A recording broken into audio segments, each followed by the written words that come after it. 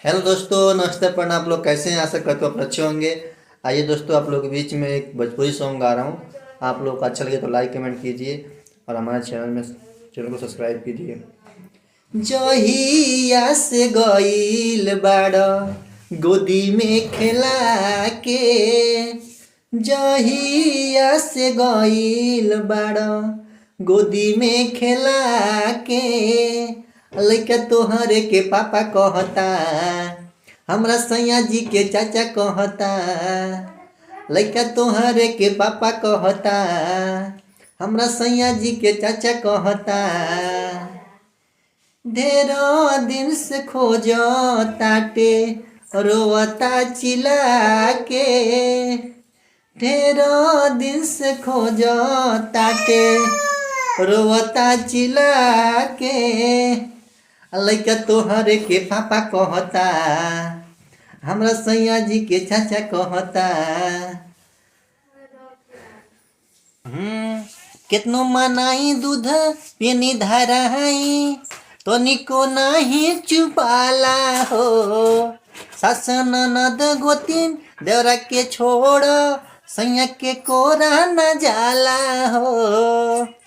कितनो मनाई दूध पेनी धराई तो निको नहीं चुपाला हो। सासु ननद गोतिन देवरा के छोड़ सैयों के कोड़ा न जाला हो।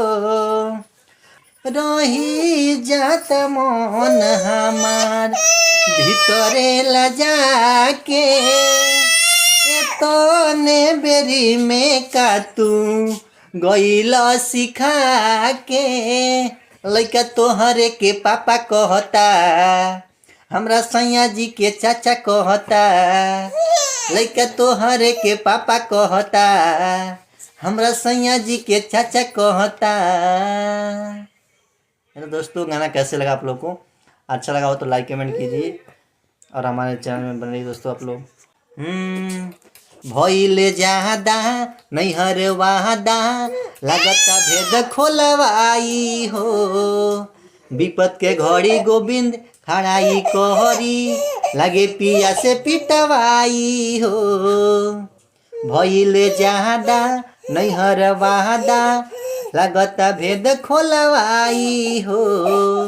विपत के घड़ी गोविंद खड़ाई कहरी लगे पिया से पिटवाई हो। लवले आसतोष बाई गजबे के धंधा, सुनते पटाई जाला शंभू के गाना। हमरा इज्जत पौधा पर रहता, लइका तोहरे के पापा कहता। हमरा सैया जी के चाचा कहता, लइका तोहरे के पापा कहता। हेलो दोस्तों, गाना कैसे लगा? अच्छा लगा हो तो लाइक कमेंट कीजिए और हमारे चैनल को सब्सक्राइब कीजिए।